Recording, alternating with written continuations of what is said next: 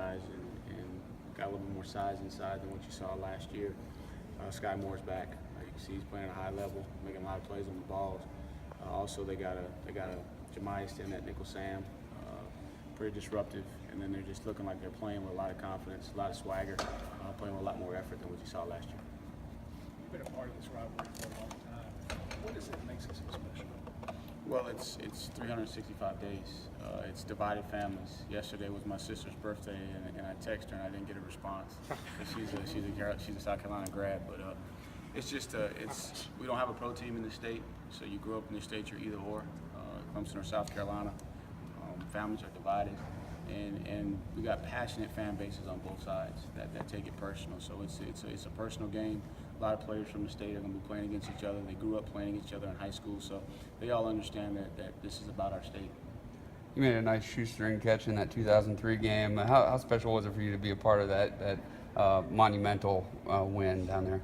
You know, I was trying to get in the end zone. That's the only regret that I have from my college days. I didn't score in that game, but it was just fun to be a part of that game and to see that team come together, because a couple weeks before we had lost up at Wake Forest and kind of things were on a downspin, and we were able to come together as a team and find a way, especially in that game, to play our best game and treat our fans and build momentum going into that bowl. Tony, are they the comfort they have that you've seen in the system this year, is that allowing them more flexibility with their scheme, more aggression, or anything that? You know, I think they're able to change some things up structurally. They can do some things. They can jump in and out of structure, 4 down. They can play a little bit more odd from their base personnel. They can move guys around. They can put guys in different positions. They can play matchups with you, so you can see they're just a lot more comfortable. And then on the defensive line, because of that size, you know, they can push the pocket and they can also stop the run with just 4. I think they lead the SEC in turnovers for us. What do they do that's so effective as far as causing turnovers? Well, they're just making plays on the ball, and again with the addition of Javon inside, just his length, he gets up in throwing lanes. You see batted balls tipped up. They're constantly trying to tackle the ball. They're running to the ball, so they're getting a lot of guys around the ball. So their backs are going down and stripping it out. So you can see they've made an emphasis on trying to get that ball, and it's been successful for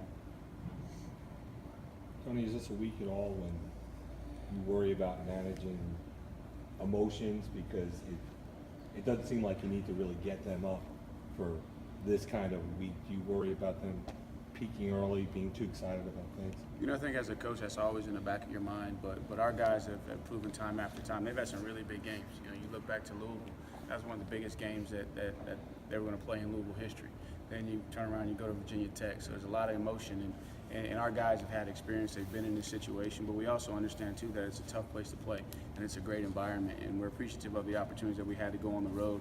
But we also know that this is going to be a very, very loud, hostile environment, so we got to make sure that our guys have the right focus and attention to detail in practice, so that we don't peak, you know, too early in the week, so that we're ready to go by 7:30. Is there ever a danger in taking it too long? Like 2 years ago, obviously you guys were huge favorites down there, and they were in it to the end practically when you had a team that eventually played for national championship. You know, I think records are thrown out in this one because of the rivalry. We know it's going to be a 4-quarter game, and we got to put together our best 4 quarters, especially playing in their environment. They're going to be fired up, and obviously they've been looking forward to this one, just like we've been looking forward to this one. This is a season in its own. Obviously, you have the regular season. You want to clinch the division, and then you flip the page, and it's all about South Carolina. So this is 365 days. Records are not going to matter. Where you're playing, that's not going to matter. These guys are going to be excited to play, and it's going to be the team that can handle the adversity early in the game, maintain their focus, and then play 4 quarters of complete football. Pretty remarkable that Travis was able to eclipse C.J. Spiller's freshman rushing touchdown record with less carries to boot. But he's been real vocal about how much the older guys, C.J. and Adam, have helped him. How nice is it to have that mix of Tavian and Feaster, or Tavian and Travis, the young guys, and then the older guys? Correct. In our room, you know, we talk a lot about things outside of football, and we believe that iron sharpens iron. And the only way that each one in that room is going to be their individual best is if collectively we're our best. And so each one is bought into their role, and that's what I really appreciate about the old guys. And they respected the talent of the young guys, and the young guys respected the experience of the old guys. And it's been a really, really good mesh. And then also the older guys have had some success too. And when they're able to do that, I think it propels the young ones even further. And then when the young ones give them credit, it continues to encourage them to keep on, you know, being that person that's helping them get better. there, and when their opportunities are there, they're also prepared because they're pouring into those young guys and they're staying mentally sharp. Is Feaster still earning your trust, or is he at the point now to where whether it's a blocking down or a regular carry down late in the game that he's kind of where you want him to be exactly? He's getting there. And biggest thing with Taven, and I've said it since he got here, is just that consistency. He's an unbelievable talent. It's just every single play do you have that mental focus to go out there and dominate, and you're starting to see that more and more in all situations. And he's improving. I thought last week was his best game from a pass protection standpoint. You saw him trying to be more physical at the point of attack. He was fitting his hands the way I was asking him to do it. So he's really taken ownership of being in that lead position. And they all want to be in that position until they're in that position. And when you're the first one that runs out there, the expectations and the example that you got to set every single day in practice, it just takes some guys, a little bit longer to learn how to handle that responsibility. But pleased with his attitude, the way he's been working, and I think him and Travis have really developed a bond, especially those two young guys. Obviously, Adam and CJ have been together longer, so they know each other better.